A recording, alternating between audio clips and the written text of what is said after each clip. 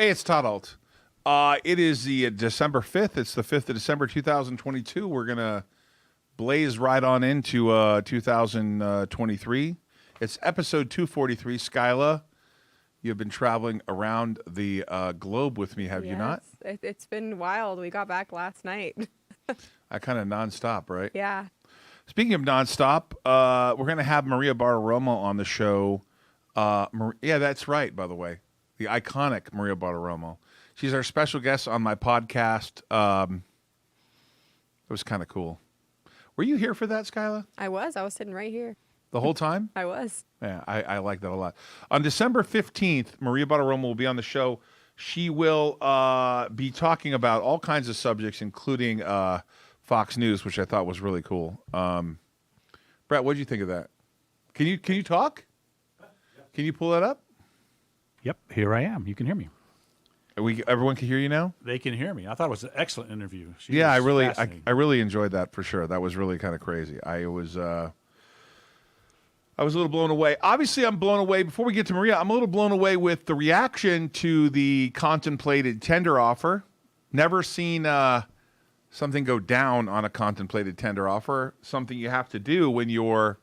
We're going to get back to that in a second, actually. I'm still mesmerized by, after 33 years of doing this, stocks will go higher than you ever thought possible and lower than you ever thought imaginable, and people will do foolish things. It is what it is. I watch those things happen. I really wish my phones weren't ringing, but I'll make sure I shut them off. Anyways, Brett, let's roll the clip.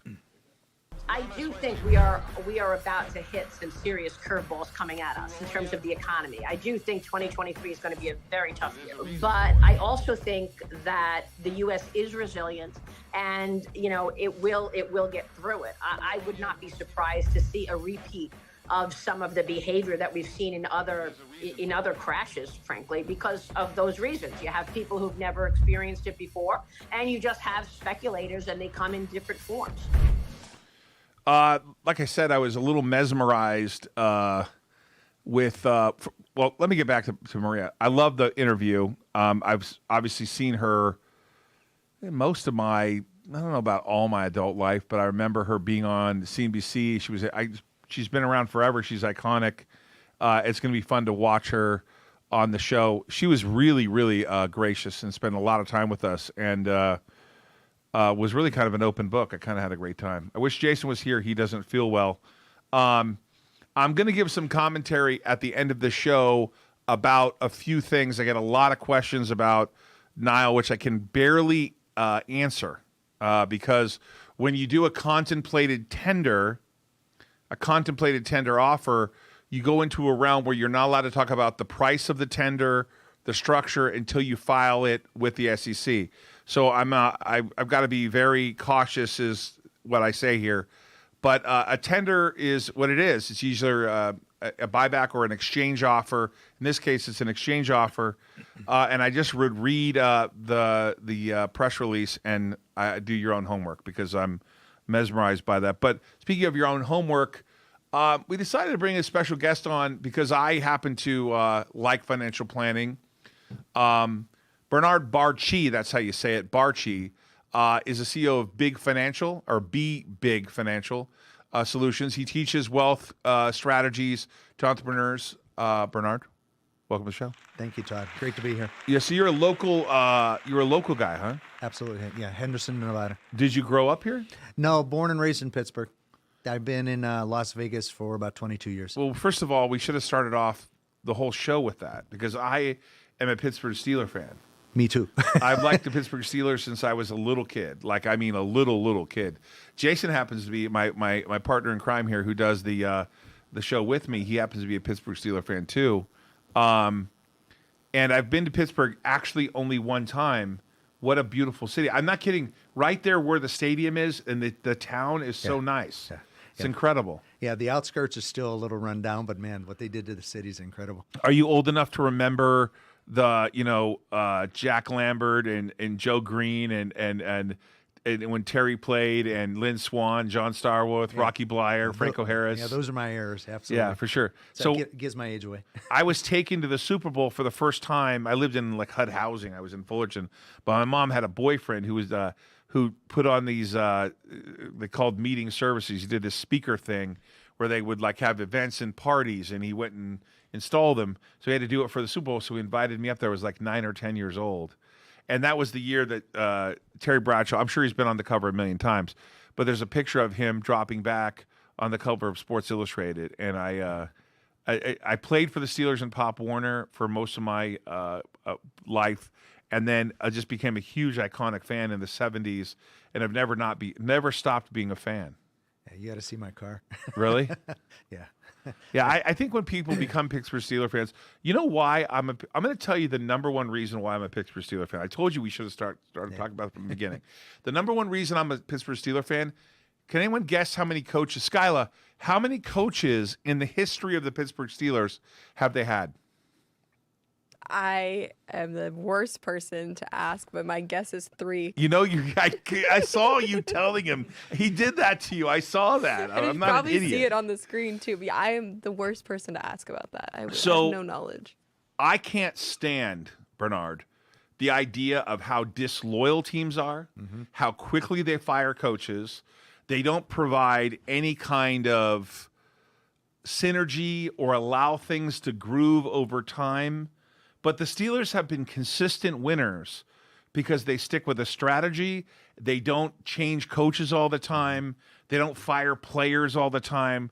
They stick with a quarterback and let him develop.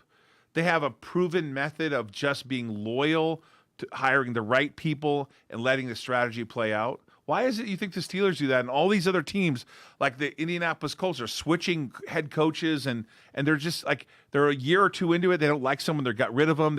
I can't understand it. Yeah, I know. If I'm going to get myself in trouble, you're talking about the Raiders too. Oh, the Raiders. I'm just saying it's the same thing. They move around and all that stuff like that. Running the Steelers, I look at it, and that's the way you should run a business too. You stick with people and you just do what you have to do. And Right. I was born and raised in Pittsburgh, but I do respect the city and what they have done with the team and everything like that. Right. Yeah, I would say for your business, you got to do the same thing. You have to develop a strategy and stay with it, even when people don't like the strategy at that moment, even when they're short timers and they want the coach to be fired. Sometimes it's better to see the thing through. 110. So we could go all over the map, and I know you help fund small businesses, one of the reasons you're on here. Absolutely. But I want to talk about just one thing, and that is I'm a huge advocate of life insurance. And I don't sell it, so I want to be clear. Those of you who know me, I'm not selling you life insurance, although I did when I was at Prudential. We had it available. But I bought a ton of life insurance when I was younger. So ironically, if someone were to kill me now, my wife, well, she wouldn't be, the life insurance is smaller than it used to, well, my net worth is bigger than the life insurance, but there was a time and place for a long time where that would have been a substantial amount of money for her. But talk to people about why they should get life insurance. Yeah, what I end up focusing on is not the point of buying life insurance, is how to use it. And there's a strategy out there that if the banks are using life insurance, we should too. And I've only focused on, different strategies that have been used. Now, the banks are in business just to make money. And if they use life insurance, what's the reason why? So I started really digging deep into that strategy.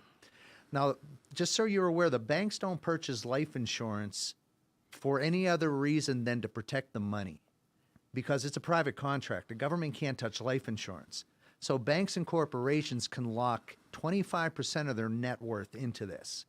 I pulled up the bank's balance sheets, and it's the number one asset on the bank's balance sheet. Really? And if they're doing that, they're doing it for a reason. And that's what I started focusing on. I started teaching people. And I didn't do this when I was back in the days because, when I started doing this is what I started with my own company. My company I fund my business using life insurance. And all it is it's money. I create my own line of capital by utilizing a life insurance policy. And the different strategies you can do with it, it's outrageous. The sky's the limit. But you just got to know how to use the machine, not just buy it, because you're not leaving it to your loved ones as a death benefit.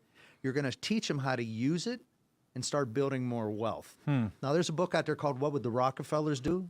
And it specifically focuses on how they built their net worth using life insurance. Really? Really good strategy. What is it? The tax deferral part of it? Yeah, you get all the benefits out of life insurance. Now, when the banks end up using it, and if you're okay, banks make money off of our money. Sure. I mean, they take our money on deposit. And who protects it? And they lend it out. Well, the government gives you a limited amount of insurance. The banks don't even $250. protect our money. So we hand our money to the banks. The banks don't protect it, but the banks are going to use our money and lock it into life insurance for protection. But they're protecting the money from the government because it's a private contract. So Bank of America has $24 billion locked into life insurance. Now, in a savings account, what are they giving you? No idea. 0.01. Right. 7,200 years to double your money doing that strategy. Well, rates have recently come up. And not in the banks yet. Not by much, Yeah. right?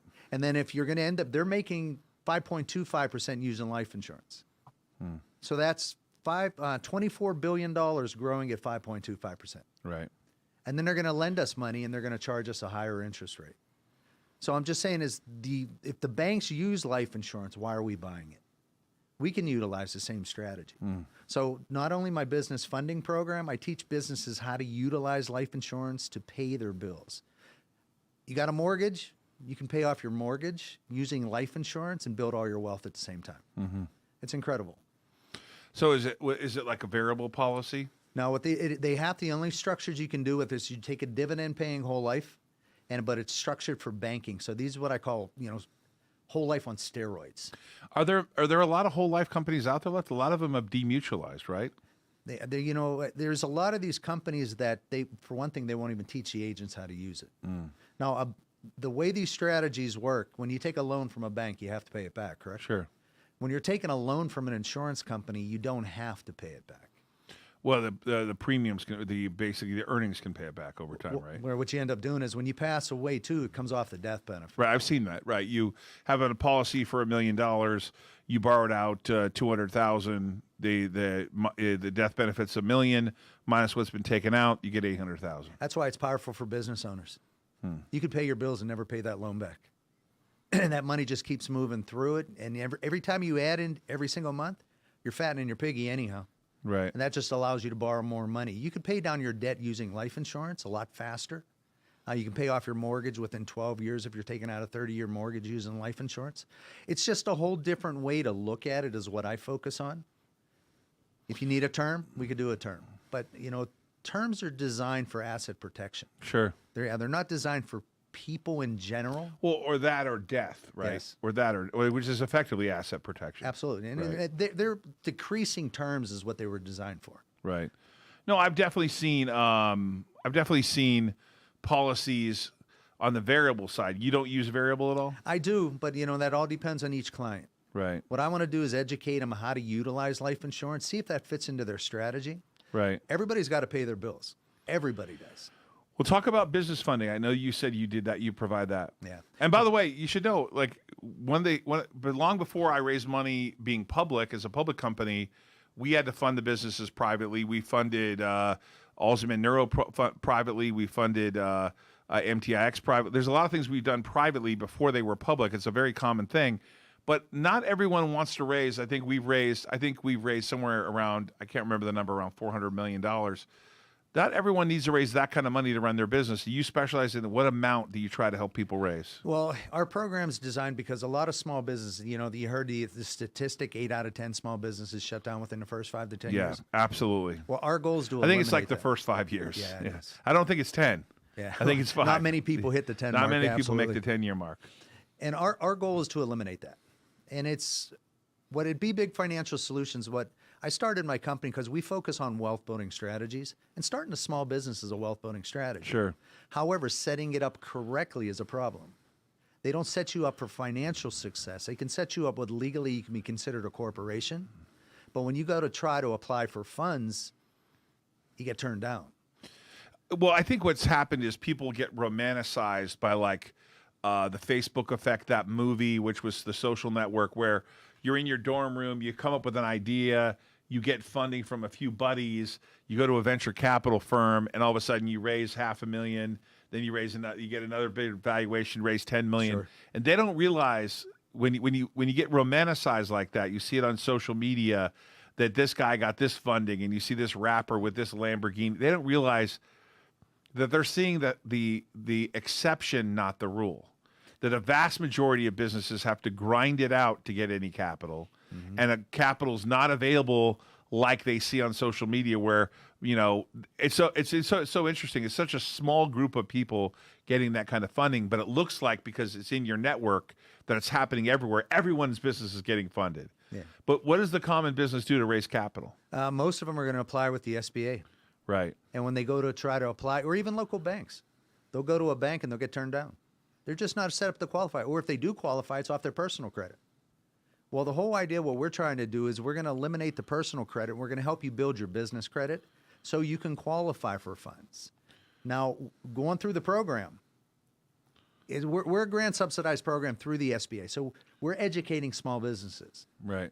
Government, who pays more in taxes? Big corporations or small businesses? Definitely small business. Absolutely. Not even a question. So the government needs small businesses. Right. So they love our program. So we're going to help small businesses qualify.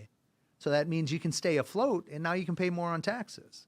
However, we're going to show you how you can't. Right. At the same time, we're going to show you how to utilize life insurance, pay your bills, capture all your wealth, and eliminate as much taxes as you possibly can.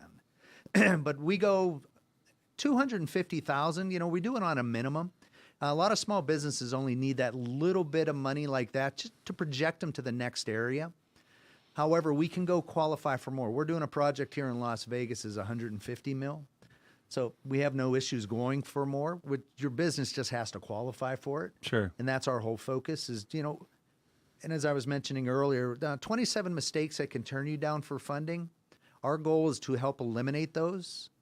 I had a corporate attorney set me up, and it cost me $1,600, but they didn't set me up for financial success. So when I went to try to borrow, I couldn't do my business credit. The only thing I could use is my personal. And a lot of small business owners really destroy their personal credit starting their business. So our goal is to, build your business credit, get your credit to business to start qualifying for itself. Right. You get a lot of companies that you've been part of ever go public or no?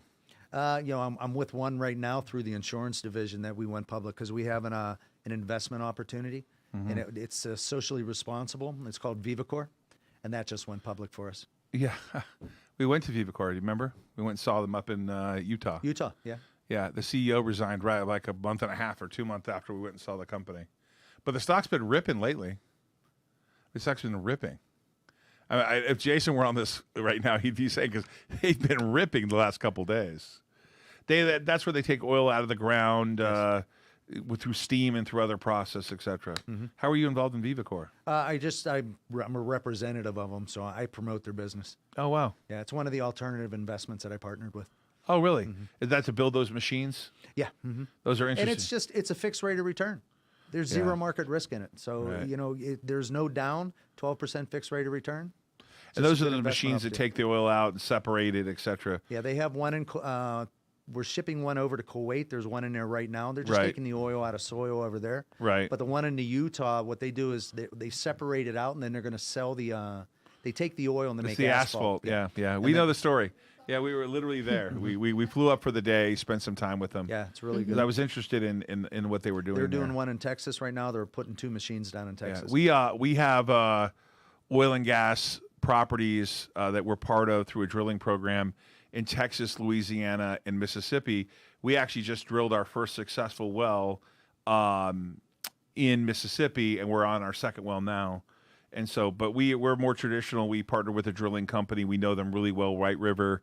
We made a very big investment, and now we're pretty happy. We're going to drill about approximately 100 wells down there in that area. Well, any leakage you get around the side, that's where VivaCore comes Yeah, into play. well, they get in Utah. You're talking about the sands, right? Yes. There's a lot of oil in those sands. They just take that sand up. We watched them do it. It's pretty fascinating for sure. How does someone get a hold of you? BBigFinancial.com. So BBIGFinancial.com. Go into my website, and then there's a contact us section. Put your information in. We'll get back to you really quickly. This is all free education to everyone. But they can, but you can be hired to help them, show them how to raise capital For right? business funding, absolutely. Right. So you basically show them tools they can use to get business funding. We guarantee them funding. Oh, really? Yes. So when you get into our program, we guarantee you a minimum of $250,000. You just got to work with us to help get your business to qualify. So we're kind of like the coaches, Wow. teaching them how to do this. Wow. So you walk them through the process and you help them get 250 at least. Mm-hmm. Well, all right. Wish I would have known you earlier in my days when I was trying to get 50 grand. You don't need me now. No, those days are over. I actually saw someone comment 400 million from selling Niles shares. What would be the point of being public, my friend? If that's that comment, Robert, is an education. All companies only go public for liquidity events. If they're founders and they want to make money like let's say a Bill Gates did, they eventually sell their stock. Or they raise capital and go public. And so to be public, you're raising capital to grow the business. And we've grown the asset base to $600 million. That's the point. Now, the market's not valuing it the way I would value it, but that's not up to me. That's up to the market to value. But you're not ranting when you suggest that if you read our business plan, if you read the things we published on 8Ks, our decks, the things we talked about, we told you we were going to raise the money. The strangest thing I ever experienced is all the ranting that people give me about what I've done when I tell you exactly what I'm going to do. I literally put it in a deck, and we have quarterly and annual calls where we say our plans are to raise this much money. I don't know why that's new to anybody. And the market has just chose to not value the company the way we get. So we just said we're contemplating an exchange offer where we'll take your common shares and put you in another security. And obviously you don't have an obligation to do that. You can choose whether you want to stay in the common stock or whether you want to go into a different type of security that pays a different rate. But we're going to continue our business plan. Some people are going to value it, some people are not. It makes no sense to me. But one of the things we're doing right now is we have a special dividend of one of our divisions, a company that's public now. The company's called Imperalis, but it's changing its name to TurnOnGreen.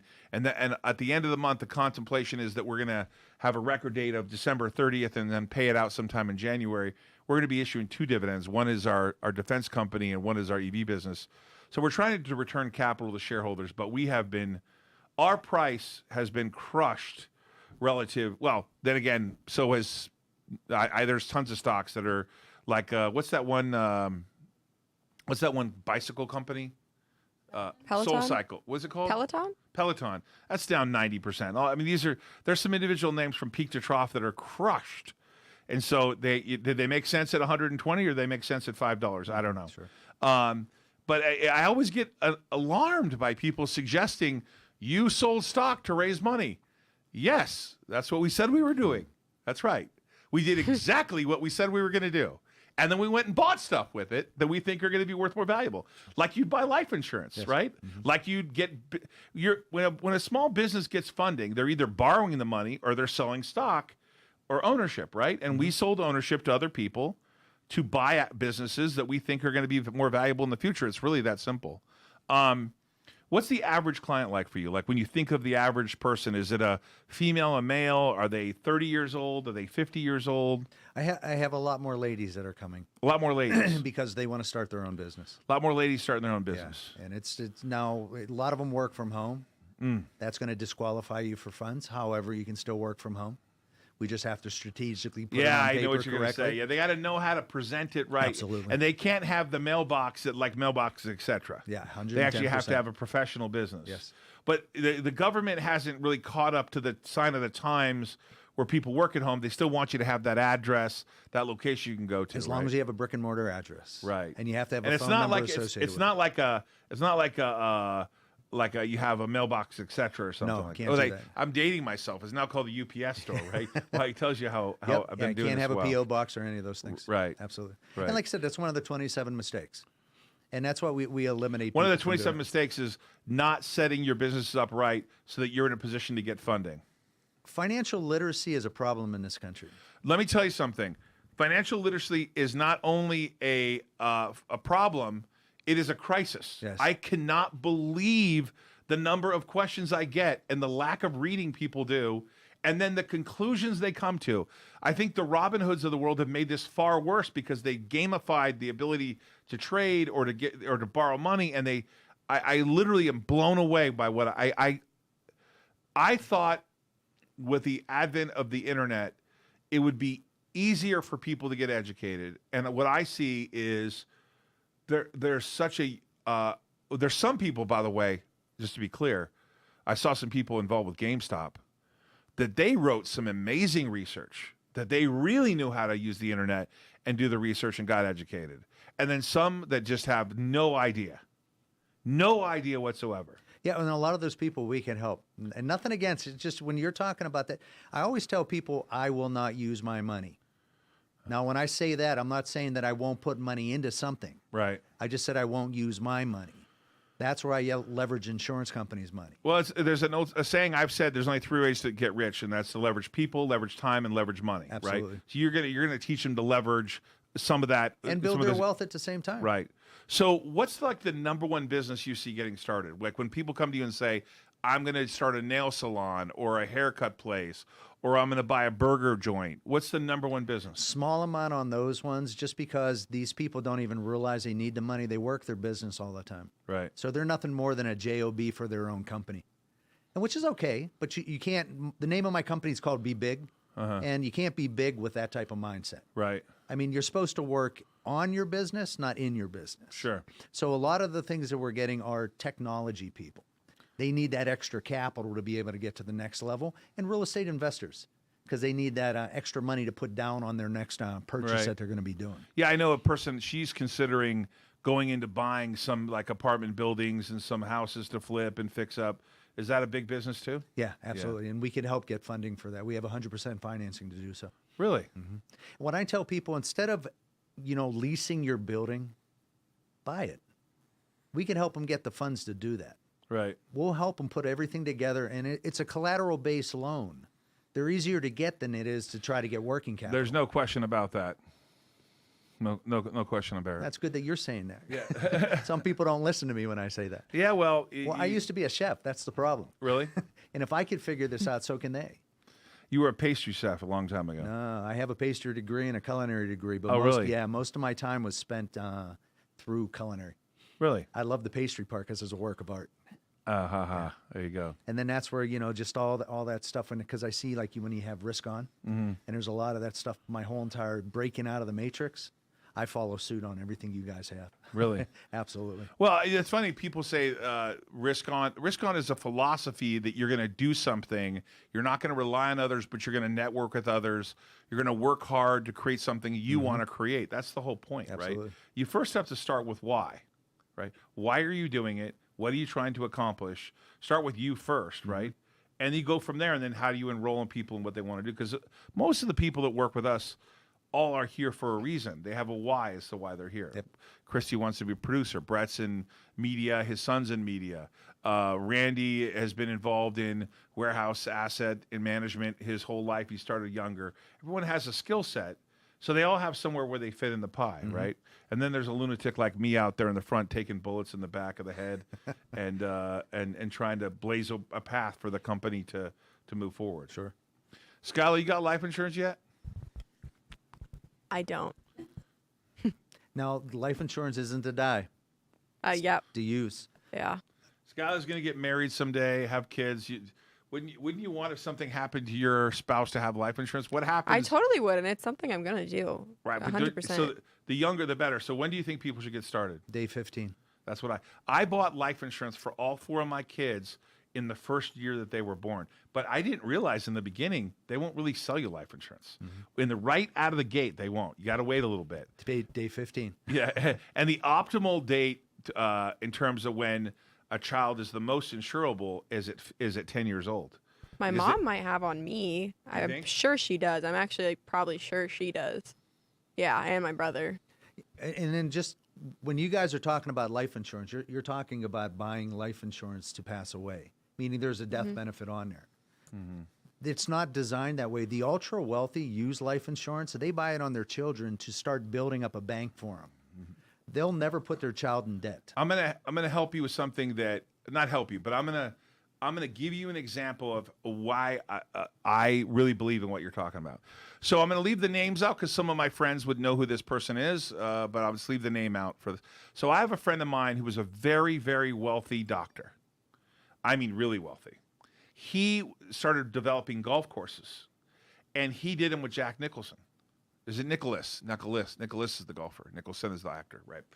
And he ended up having AIG do a wrapper, and he put his assets in the life insurance. He put his golf course, which is like $100 million, then his second golf course in there, and then he put an insurance policy around it for his family so they would inherit it all tax-free effectively. He paid the estate taxes, and the life insurance trust held and owned the golf courses. There you go. And I was mesmerized. He was telling me all about it. I'm like, wait a second. Your life insurance trust, which he funded, by the way, he put in a lot of cash. Sure. So he invested in the wrapper with AIG. And in his life insurance trust owned the land. The golf courses leased it from his life insurance trust, so they paid him a management fee and a rent on the land.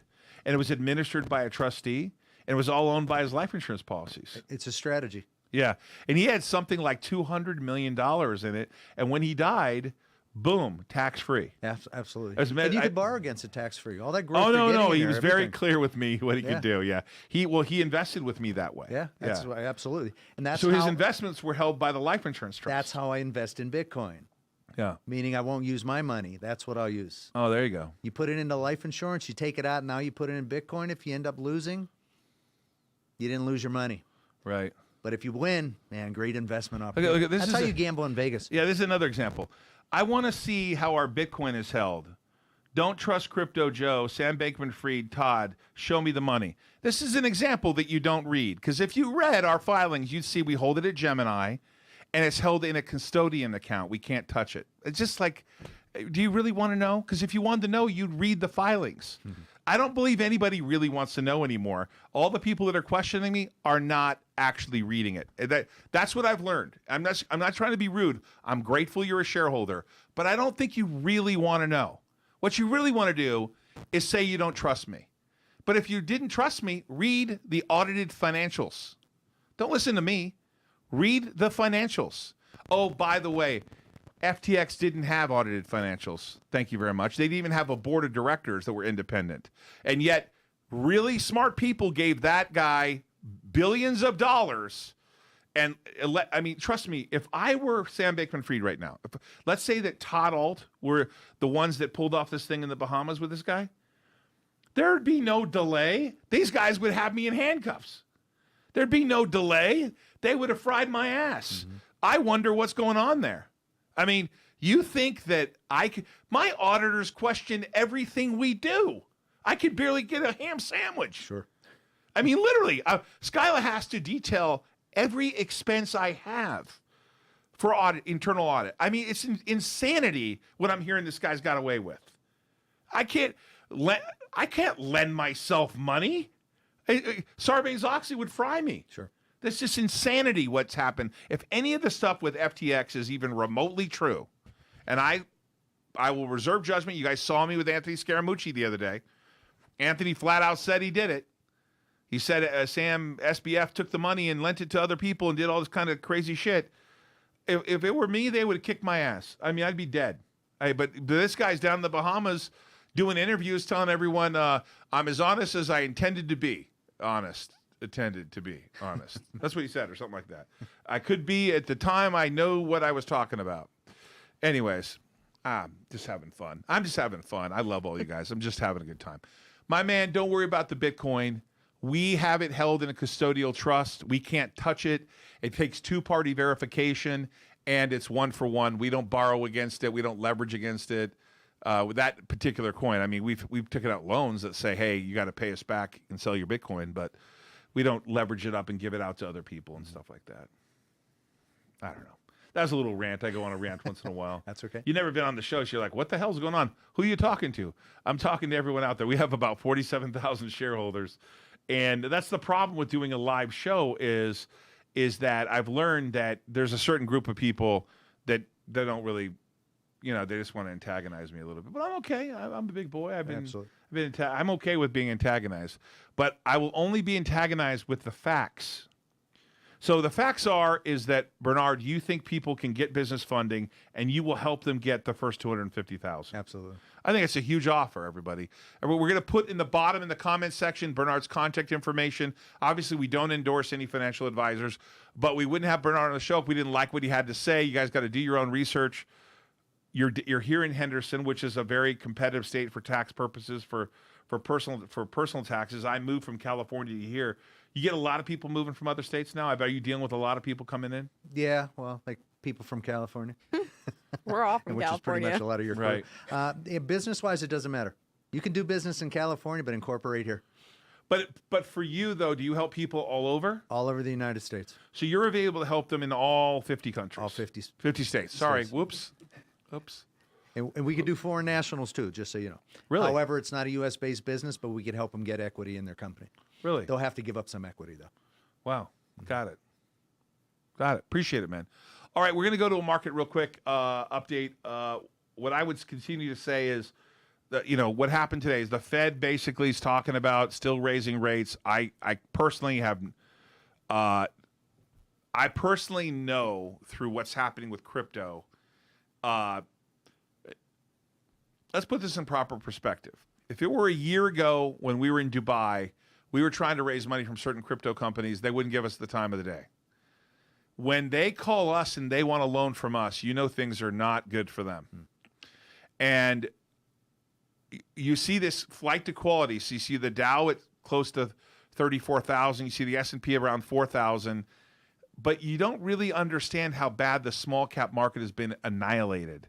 The small to middle cap market's been crushed. The VIX is not that high. I don't really get it. I think I think crypto, I don't know if it's still holding a 17. I'm going to pull it up, but earlier today it was like 17,200. It's back to it's effectively 17,000, 16,969. That's a good sign, but obviously you have all these bears coming out saying it's going to 5,000, 9,000, 3,000. I don't know that that's really going to matter. Today I saw someone come out with a target that was 250,000 within a year and a half, and I wouldn't even mention his name except he's very credible. But I just think we have a lot of this washout to still happen. This is what happens when something gets really financially leveraged, where there was a lot of free money, a lot of loose money out there, and now people are kind of unwinding, and you're not seeing really any bounce in some of these stocks. They're really under a lot of pressure. One thing I noted interesting is that Ford got an order from DHL today. So Ford not only is making cargo vans that are EV, but you got Rivian, which Ford had a stake in, and of course, obviously, there's a lot of other people out there making cargo. I just think that's really interesting to see Ford get that order from DHL. A lot of competition picking up there. We talked about Bernard Baruch. Is that how you say his name? Yes. Or is it Bill Baruch? Sorry. Anyways, a lot of comments on automation for next year, sort of what's going to be exciting in the next year ahead. One of the things I saw for sure that I was interested in is, I don't know if you pay any attention to this, Bernard, is it looks like the Supreme Court could likely rule that Biden forgiving those student loans is unconstitutional. Good. But you get a lot of feedback on that? I mean, because I get a lot of people telling me, well, I paid my student loan and others just get it for free. And it seems like to me that came out and he did that right before the election. Yeah, I'm not going to go too deep into politics, but yeah, absolutely. I don't agree with any of that. Right. So that's an interesting thing to me. Let's see here. I do agree, by the way, with some of these things talking about that there should be a crypto regulator. I just don't know why, as a government, we don't put the regulation in place. All of us that are legitimate in Bitcoin want there to be regulation. I just don't know why we don't do it. None of us, anybody who's credible and really wants there to be a successful Bitcoin business, and I'm Bitcoin centric. I'm not into all the other cryptos. But I just don't know why the government just doesn't put simple regulation in place for it now. Just some basic guidelines, or give the SEC some authority, or give the CFTC some authority. I don't know what the hang-up is. It doesn't make any sense to me. I'm just seeing if there's anything else that's interesting. Yeah, Dan Niels is out there saying things could get ugly again. He's a pretty smart guy for sure. Los Angeles, I think this is interesting. They ban oil and gas drilling within the city limits. Do you follow anything about EV at all? One of the things I find the most interesting is that no one's paying attention to. California wants to ban gas vehicles, but they'll need almost 10x what they need now in power to service the EV vehicles. And they shut down all the time. And then a day later, after they said they want to do that, they said, please turn off your power right now. Don't charge your EV vehicles. Yep. Am I living in a vortex of it doesn't even make any sense to me. Something else that doesn't make sense to me is the way the market's reacting right now. Higher rates are going to lead to a revaluation of all stocks. I don't know why we're debating this. If you follow this show and you watched it last January, February, March, April, when we raised that money in March, when BitNile Holdings raised that $150 million, and we said we think things could get bad, don't fight the Fed. I don't know why this is a surprise. And until the Fed starts stops repricing assets, because with higher rates becomes lower priced assets. I don't know have you experienced anything in Nevada about, because to me, Nevada prices are still big. I mean, do you see any slowdown in real estate at all? No. Like I said, in all across the country, I mean, it's still, because I'm working with a lot of real estate investors, the interest is going up a little bit and they're not going to make as much, but they're still buying. All right, we're going to get to Skylar's joke, but let me give you an update real quickly. I can't comment much on BitNile Holdings. We have a contemplated tender offer, exchange offer out there, a contemplated exchange offer. If you read that press release very carefully, it kind of outlines the dollar value we expect. Please take a look at that. I can't say anything till that's publicly filed. I can say for you that the dividend of IMHC, TurnOnGreen, the warrants and the common stock, the record date is set for 12/30. If anything changes, we'll let you know. Then after that, we'll do the Gresham, the Giga dividend of the defense business after that. And then we'll get into a lot of other things after that. We got a lot of assets. We've said for a long time that some of these are going to be dividended out as a reward to shareholders. Obviously, you, like I, am disappointed in where the price is. Not a lot I can do about that. I've been buying back stock at Alt Alpha, buying stock using Alt Alpha for the last year. Hasn't made much of a difference. I don't know. But we're steadfast on building what we're building. We didn't have the same problems as other Bitcoin companies. So we've gotten lucky in the sense that we didn't have our Bitcoin lent out to that hedge fund, or we didn't have it with Sam Bankman-Fried. We didn't have money deposited at FTX. But I sure got a lot of push. And I kept saying to myself, I don't understand how you can stake someone and get yield. And these yield rates are so ridiculous. Where's the money coming from? Well, now we're learning that if it's too good to be true, it probably is, right? That's probably what's funny about life insurance? I've invested in life insurance for so long and have so much money saved up in those policies. And it's the steady as you go. Albert Einstein, one of the greatest inventions ever. One of the wonders of the world is compounding interest. Mm-hmm. And sometimes you just got to let that play itself out, and sometimes it takes a year. Sometimes it takes years for things to become a great thing. I mean, it really does compound over time when you don't have to pay those taxes. That's the vehicle that you got to use. Right. Absolutely. And it's just, I call it the marathon. Right. So the longer you use it, the bigger and stronger it gets. Right, for sure. Yeah, it's the same thing. I mean, even starting a business, you got to start out. You got to build it. It's got to move. It's got to take some time. All right. So when on the version that is not live, we're going to have his phone number here. We'll give his address out. We can get all that on there, right, Christy? Bernard, I appreciate you being here. Skyla, Yes. what do you got? Because I know you had a good one the other day. Oh, I don't remember what that one was, but I do have a different one. Okay. Did you know that humans eat more bananas than monkeys? No. When's the last time you saw a human eat a monkey? Oh, God.